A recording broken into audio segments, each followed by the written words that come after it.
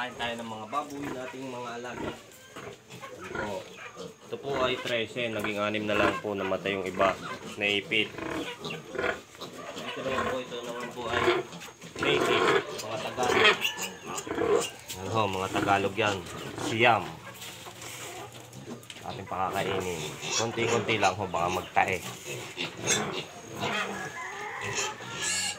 Dito naman sa kabilang banda ay ito yun sa aking baby. Kakatayin ho sa November 8. Panghanda sa birthday.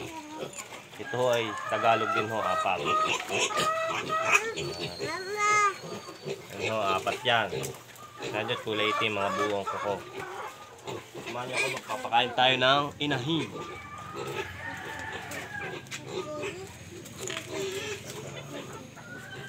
Ito ay pampagata sa mga buntis. So, kailangan masabaw.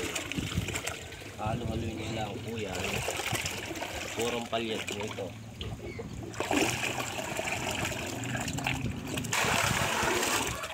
Ang takal po nito kasi malaki. Halo kami. Araw-araw ko itong ginagawa tuwing umaga, tuwing hapon. Basta araw-araw. Let's go!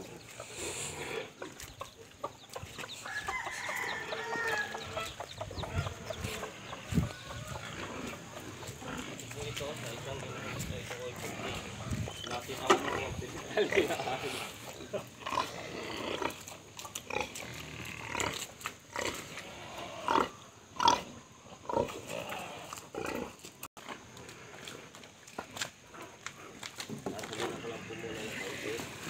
Kasi nagwawala na, gutom na.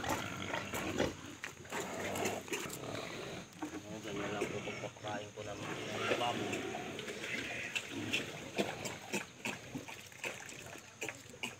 Samahan nyo ako, pupunta natin ang barakong baboy.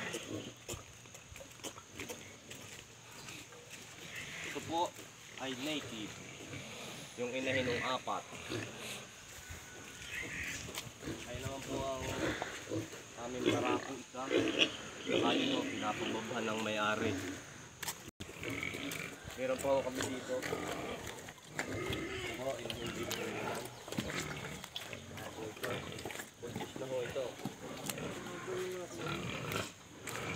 Buntis na ho yan. At samahan niyo po ako sa aking mga pampakero. Hindi pa ho nalilinis kasi marami yung inaabiyad yan ho. Bangon. Yan. Yan ho, inaalagaan namin ho yan. Mga kasipag. Madumi pa ho kasi hindi pa ho nalilinis eh. Madami pa ho inaabiyad. Yan. Sige po. Thank you po.